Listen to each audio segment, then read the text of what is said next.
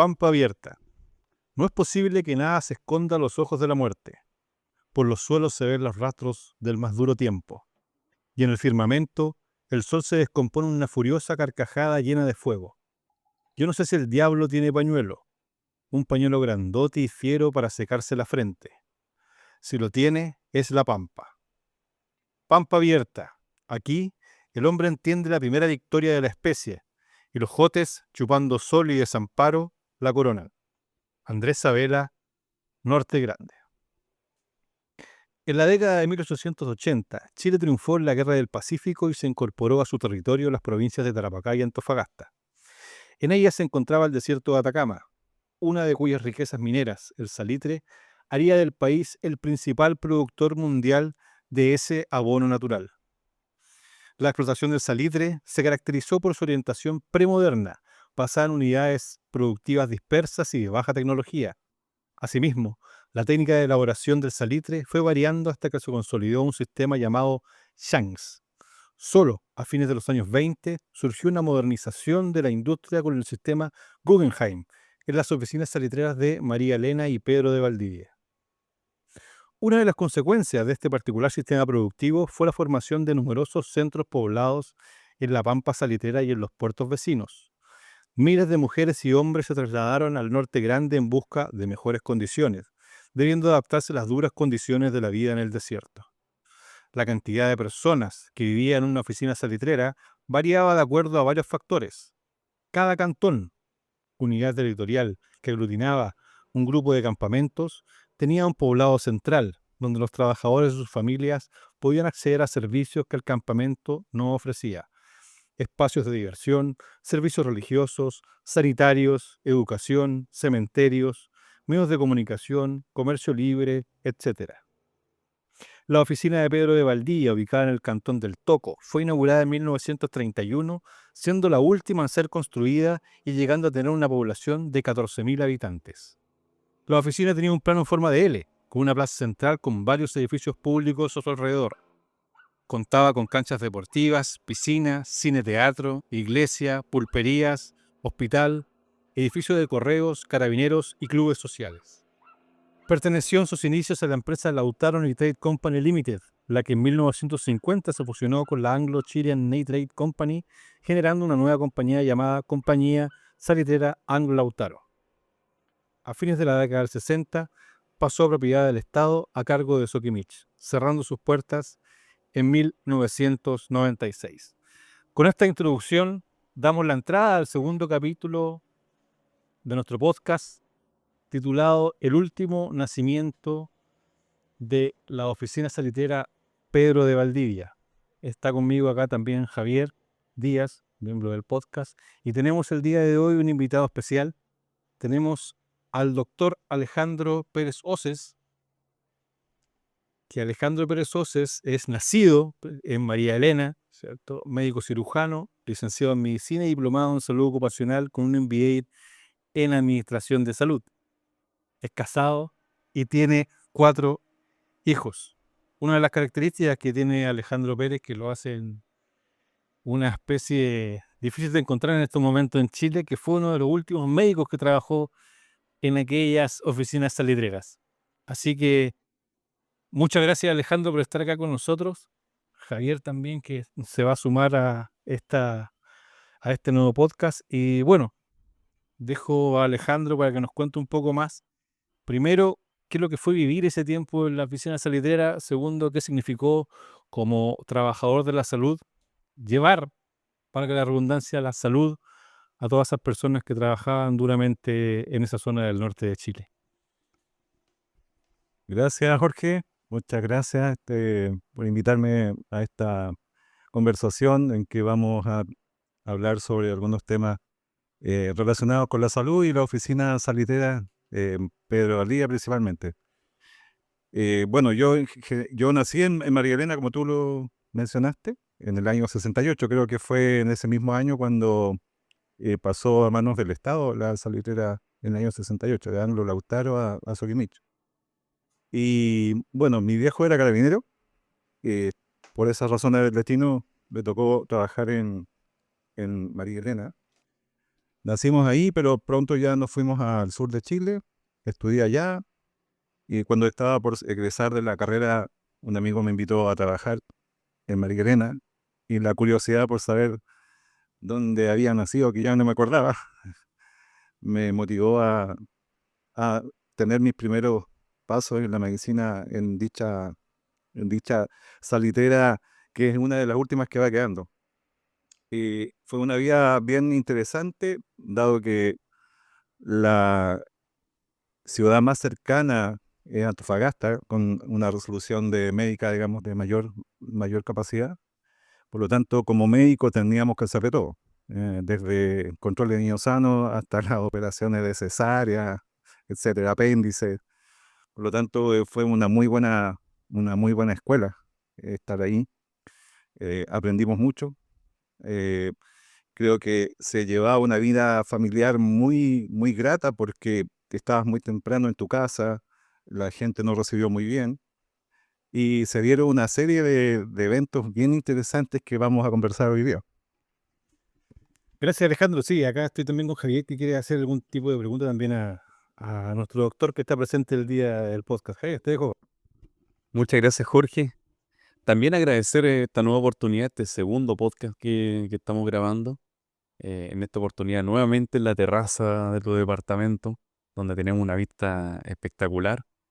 Eh, Justamente con respecto a las palabras que menciona Alejandro, me surgen algunas inquietudes. Por ejemplo, me gustaría reconstruir el Pedro de Valdivia, la oficina Pedro de Valdivia, en cuanto al cotidiano de que se da a conocer en el momento exacto en el que te toca vivir esta experiencia de ser el médico que justamente hace el trabajo o ayuda también a que se lleve a cabo el último parto en Pedro Valdivia. Tengo entendido que esto fue en el año. En el año 95, 1995, y bueno, Pedro, como mencionaba Jorge, cerró en el año 96. Por lo tanto, cuando yo llegué, quedaban algunas personas viviendo todavía en Pedro Valdivia. Y como centro de salud teníamos solamente el hospital de María Elena. Y cada cierto tiempo nos correspondía ir a hacer algunos controles o atenciones médicas a la salutera Pedro Valdivia, que aún quedaba en funcionamiento. Y bueno, como era pajarito nuevo, siempre me tocaba ir a mí a ver a los pacientes, a las embarazadas, al control de niños sanos, etcétera. Así que era una rutina bien interesante porque en mis tiempos libres salía a conocer las antiguas construcciones, las casas antiguas, el, el teatro, que era muy hermoso, la iglesia, la plaza, todavía tenían cierta vida porque había gente aún. Y en uno de esos traslados entre María y Pedro, nos fuimos con una enfermera y una obstetra. Yo hacía control de niños sanos. eh, Feliz de la vida, ¿cierto? Con los niñitos, controlándolos, hasta que llegó el momento aquel que les voy a contar en un momento. Alejandro, en un momento comentaba Jorge que llegó a tener 14.000 habitantes Pedro Valdivia. Por ese entonces, estamos hablando del año 95, una- un, un año 95 muy recordado por la población antofagastina también porque ocurrió el terremoto, el famoso terremoto 8.1 acá en la ciudad. Un poco para contextualizar que esto no es muy lejano, no es muy lejana esta historia, y tomando en cuenta que hay un concepto de pampa salitera o oficina salitera que uno lo ve como que es un pueblo que terminó por ahí en la primera mitad del siglo XX. Estamos hablando de una de las últimas oficinas saliteras de la historia. En este sentido, la última que está quedando ahora, ya tengo entendido que es María Elena. ¿Cómo era el cotidiano de Pedro de Valdivia? ¿Se percibía ya esta sensación de que iba a terminar sus labores Pedro de Valdivia? Claro, bueno, evidenciado principalmente por la cantidad de gente que quedaba, que ya era muy poquita. Todavía funcionaba el Banco del Estado. Ahí nosotros de María Elena teníamos que ir a hacer trámite del Banco del Estado de Pedro de Valdivia. No había nada más cercano que Pedro o Tocopilla en este caso. Y la gente, sí, bueno, estaba un poco triste porque tenían que abandonar su lugar donde habían nacido, se habían criado, pero digamos, nosotros siempre los apoyamos en las atenciones médicas. Eh, Se veía que muchas casas estaban cerradas, casi no había luz, había poca, eh, digamos, los negocios ya no se veían casi. Y el hospital de Pedro de Olivia estaba cerrado, estaba ya todo con polvo y, digamos, sin funcionamiento. Solamente habían unas dos oficinas donde atendíamos a los niños sanos y el control de embarazadas principalmente. Así que era como que se iba apagando poco a poco Pedro de Olivia y eh, había cierta rivalidad entre los pedrinos y los marieleninos, pues siempre había ahí una disputa. Lamentablemente los pedrinos se tuvieron que ir a María Elena inicialmente, así que había cierto rechazo social hacia la gente que se iba a vivir a Pedro. En ese sentido, me gustaría un poco recalcar lo que tú dijiste recién sobre cuáles eran las condiciones médicas en las cuales tú trabajabas, entendiendo que, entiendo yo en cierta medida que no habían especialistas, la cantidad de personal médico o personal de la salud de apoyo tampoco existía mucho, por lo tanto tiene que haber sido también una condición, entre comillas, extrema, primero por las condiciones mismas físicas y geográficas donde está ubicada la salitrera, y segundo por las condiciones físicas y de instalaciones con las cuales contaba el hospital en el momento cuando estabas tú. Entonces, me gustaría que te refirieras un poco, a lo mejor, en cuáles fueron las condiciones más críticas que tuviste que pasar en ese momento como profesional, en el sentido cuando estábamos trabajando en condiciones críticas, sabemos bien, donde tú tienes que decidir, en definitiva, a qué darle prioridad en algún momento, o en algún momento en el caso de algún accidente, en el caso de una enfermedad, en el caso de alguna situación grave que haya pasado a alguno de los pampinos en esos momentos. Claro, eso mismo hacía que nosotros como médicos generales, cirujanos generales, tuvimos que asumir funciones de especialistas, sobre todo con enfermedades muy graves. Por ejemplo, cuando se caía los trabajadores entre medio de las ruedas de los trenes, teníamos que atenderlos, digamos, eh, en pabellón, tuvimos que aprender anestesia, a operar. eh, no daba, digamos, el tiempo para ser trasladado a ninguna ciudad. A veces se podían trasladar, pero en general teníamos que apechugar nosotros mismos con nuestros conocimientos y para salvar incluso las vidas.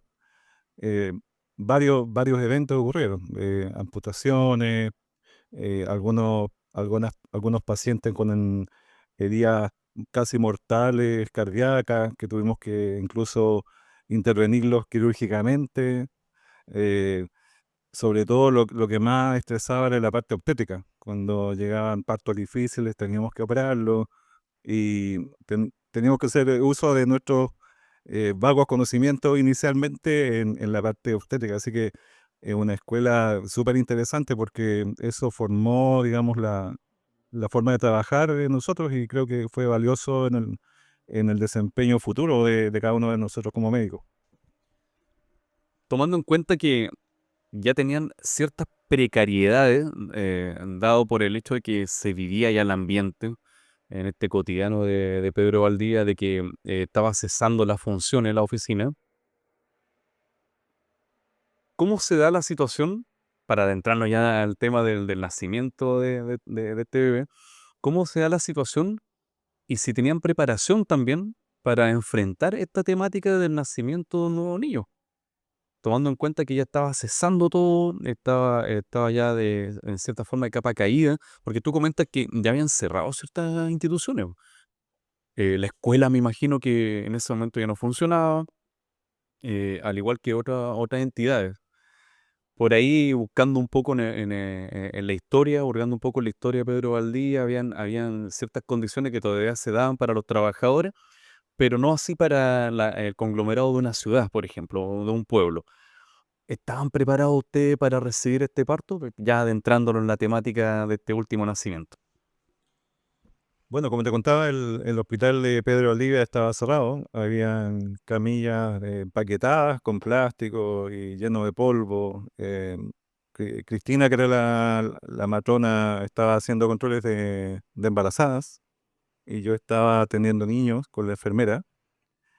Y bueno, en ese momento siento un grito de la matrona. Me dice, doctora, venga que hay un parto. Claro, pero yo pensé de inmediato, o sea, ¿dónde vamos a atender un parto acá si no hay ninguna posibilidad y no hay nada, digamos, desinfectado ni nada? Así que fui a atender a la señora y bueno, la idea mía era estabilizarla y llevarla a María Elena a atender el parto. Y son 33 kilómetros entre Pedro y María. Examiné a la paciente y la verdad es que ya el parto se venía casi en forma inmediata, por lo tanto no nos daba el tiempo de trasladarla a la señora con su embarazo. Por lo tanto, le dije a la matrona, oye, descubre, sácale el plástico a las camillas que está, a la camilla que está ahí, a todo el material quirúrgico que también está embalado. Y no fue muy, digamos, aséptico, pero la verdad es que tuvimos que intervenir ahí mismo en el parto. O sea, afortunadamente el niño, digamos, nació sin ningún problema, salió bastante rápido. Fue un parto fácil. Me ha tocado partos muy difíciles a veces que necesitan cesárea de urgencia.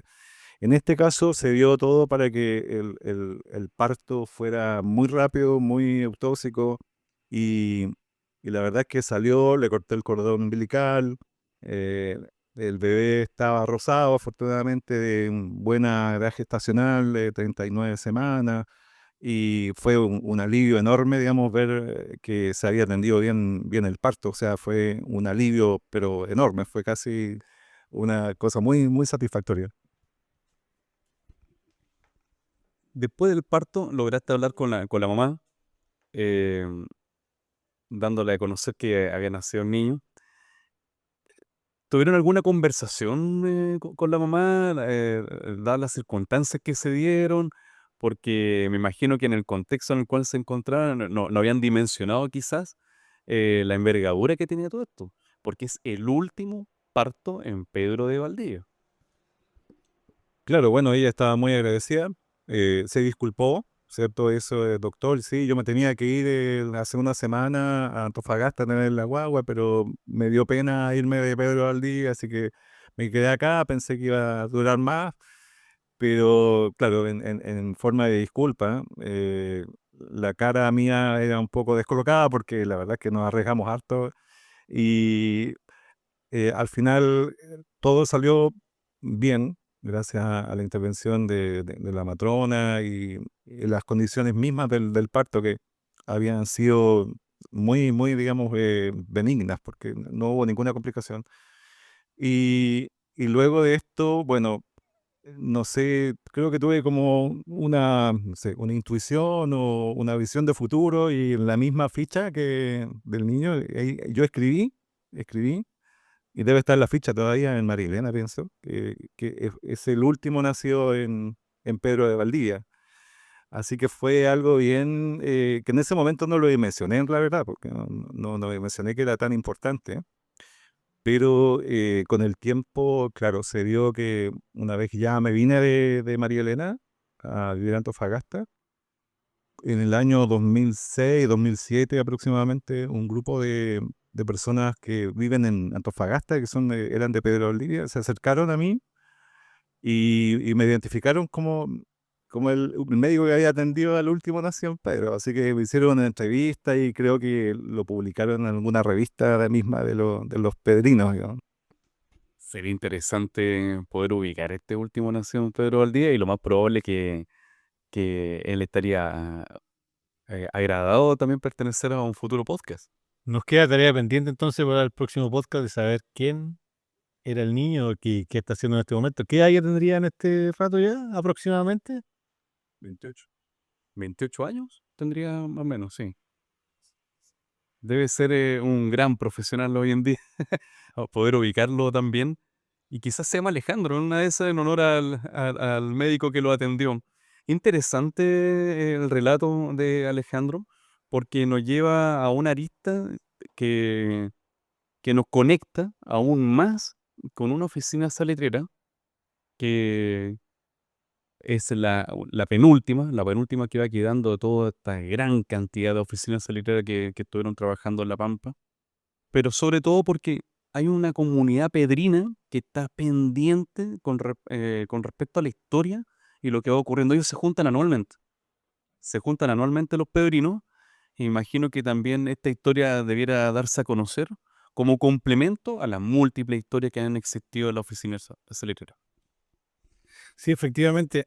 Pasando a otro tema, Alejandro, con tus vivencias que tuviste allá en La Pampa Salitrera, tú estudiaste en el sur, naciste en María Elena, ¿cierto? Pero ¿qué te atrajo de La Pampa? O sea, ¿qué te llevó a La Pampa? Todos sabemos que hay una leyenda que se habla del empampado, ¿cierto?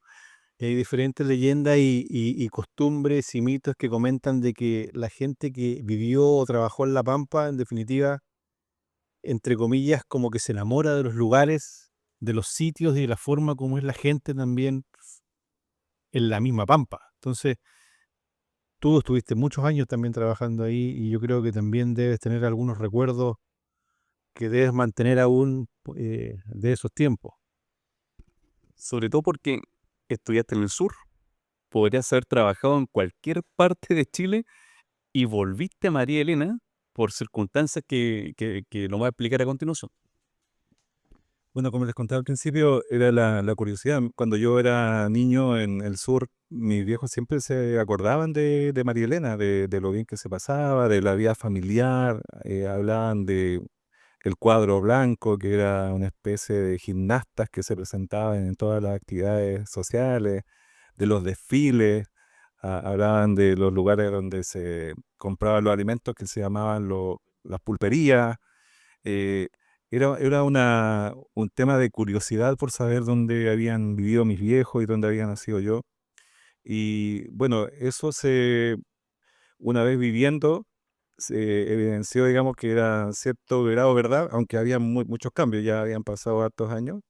La vida familiar era muy rica, teníamos mucho tiempo de pasar juntos, jugábamos tenis en las canchas, íbamos a la piscina, eh, íbamos de repente en la tarde, vamos a comer comida china a Tocopilla, o vamos a Calama, o vamos a Iquique, o sea, todo era muy familiar, era muy agradable, pero sobre todo el cariño que manifestaban digamos, la gente del hospital, el hospital mismo donde yo había nacido. Y bueno, me llamó la atención de que el lugar donde yo había nacido estaba todavía. O sea, incluso te podría decir que eran las mismas camas. Las mismas camas, incluso había gente que estaba en la época que yo había nacido. Me mostraban algunas fotos del momento de los años que yo había nacido. Mi mamá había trabajado en el hospital y me encontré con una foto de ella digamos, con el gente del hospital. Mi mamá de 18 años, o sea, fue una conexión con las raíces súper profunda. Creo que en esos 6 años que viví sentí el arraigo pampino, creo que me identifico mucho con esa tierra y doy gracias por haber tenido la oportunidad de trabajar ahí. Interesante el relato de Alejandro, que nos transporta un poco a este amor que existe por La Pampa. Para aquellos que nos van a escuchar en este podcast, que vayan interpretando de alguna forma de que la cultura que emergió en La Pampa Salitrera tiene ciertos matices que son únicos. Por ahí hay historiadores que manifiestan de que la resistencia que tenía el ser humano en esa circunstancia de trabajo con el tiempo fueron distintas a otros lugares, a otros espacios laborales que pueden tener a nivel mundial incluso. Sobre todo porque trabajaban de sol a sol. Y La Pampa, todos sabemos que durante el día el sol incandescente, pero durante la noche hay mucho frío. Habían balnearios aledaños. Por ejemplo, el balneario Collazur, no sé si te tocó en alguna oportunidad ir a Collazur, ¿sí? Las familias se congregaban de una forma en la cual mantenían ciertos valores también, y hay una construcción moral en este pueblo. Por tanto, nos encontramos con que acercar este tipo de historia nos hace pertenecer también a aquello que nutre a nuestra ciudad de Antofagasta. El pampino se caracteriza por ser una persona muy correcta, muy agradable, una persona muy respetuosa, Por tanto, nos encontramos con que esto nos ayuda a entender la cultura que se va generando en esta oficina. Efectivamente, yo tuve la suerte también de trabajar un par de años en SQM, que ya era en su tiempo, y específicamente en María Elena, y claro, efectivamente uno se da cuenta cuando, primero, en primera instancia, uno vivía prácticamente en las mismas casas que vivía la gente del Salitre en ese tiempo. Las construcciones se mantuvieron, por lo tanto, los que teníamos algún cargo de supervisor teníamos la posibilidad de vivir en esas casas, en los famosos chalets, ¿cierto? De techo muy alto, varias habitaciones, estacionamiento, implementadas completamente. Y efectivamente sí, yo creo que La Pampa genera un sentimiento de arraigo, a pesar de que uno de repente no nace ahí, pero la memoria se mantiene presente los que estuvimos participando en La Pampa en algún momento. Alejandro, una pregunta. Em, Hoy día estuve escuchando relatos de algunas personas que hablaban de que han visitado Chacabuco y le da tristeza, le da mucha tristeza y sienten incluso el peso de la tristeza, pero al visitar Pedro de Valdivia sentían alegría, alegría en Pedro de Valdivia. En este sentido, cuando tú recuerdas la oficina salirera, ¿qué emociones te trae en ese momento? Lo primero que recuerdo cuando voy a María es a mis viejos. O sea, cómo vivieron, visitamos la casa donde ellos habían vivido, había gente que todavía los conocía, se comentaba mucho del sargento Oces, que era carabinero también, era mi abuelo, que era medio drástico, creo. Eh, pero eso, la emoción de que vivieron mis papás, sobre todo ahí, porque vivieron sus mejores años de juventud. En la escuela consolidada, por ejemplo, mi mamá, mi tío, mis tías, todos vivieron ahí. eh, lo recordaban incluso todavía con mucho cariño.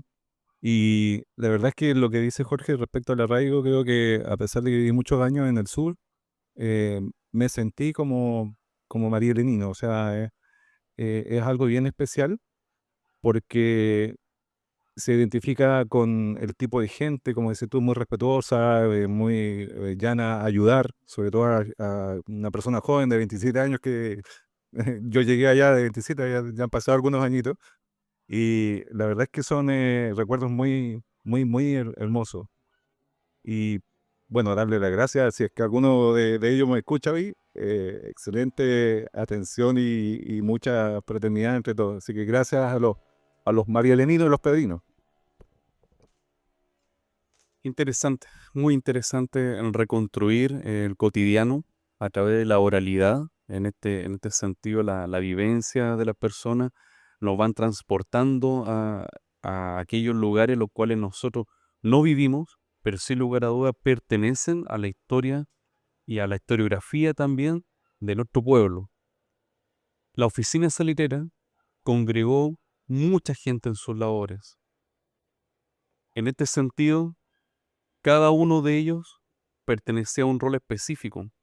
Tengo una última pregunta para Alejandro. ¿Lograste visualizar si en Pedro Valdivia aún se mantenía estos lugares, estas casas que diferenciaban los estratos sociales, por ejemplo? Claro, sí, bueno, era similar a María Elena, como decía Jorge, habían casas que eran antiguamente de los gringos, como decían ellos, que eran los chalets, que eran casas enormes, con techos muy altos, de muy buena estructura, como también habían casas más modestas, de techo bajo, comunicados por las cocinas, no sé si ubican, las cocinas comunicaban entre casa y casa, entre corridas de casa. Eh, entonces era una vida bien familiar, digamos, todos se conocían, todos se ayudaban. María Elena afortunadamente todavía existe, pienso que debe estar en alguna forma parecido, aunque la llegada de mucha gente nueva ya lo ha hecho cambiar, pero en el momento que yo lo viví fue principalmente conocerse entre todos, ayudarse y vivir una vida bien grata, familiar, eso es lo que más recuerdo. Alejandro, Jorge, hemos vivido la grata experiencia de escuchar el relato de el último nacido en Pedro de Valdivia. Nos conecta con la cultura pampina y con la idiosincrasia también del pampino, que sin lugar a dudas trasciende en la historia de nuestro pueblo. En 1968, la oficina salitrera Pedro de Valdivia pasó a ser propiedad del Estado chileno, bajo el control de Soquimich SQM. Sin embargo, debido a la crisis del salitre y a la competencia de los fertilizantes sintéticos, la oficina cerró y entró en decadencia definitivamente en 1966. El cierre implicó el traslado de toda la población a María Elena y el abandono de las instalaciones. Sin embargo, gracias al esfuerzo de los exhabitantes y de las organizaciones culturales, se logró declarar a Pedro de Valdivia como Monumento Nacional en 1996. Desde entonces, se han realizado diversas iniciativas para preservar y difundir el patrimonio histórico y cultural de esta oficina. La oficina Pedro de Valdivia es un testimonio vivo de la historia y la cultura de la Pampa salitrera, que merece ser conocido y valorado por todos los chilenos.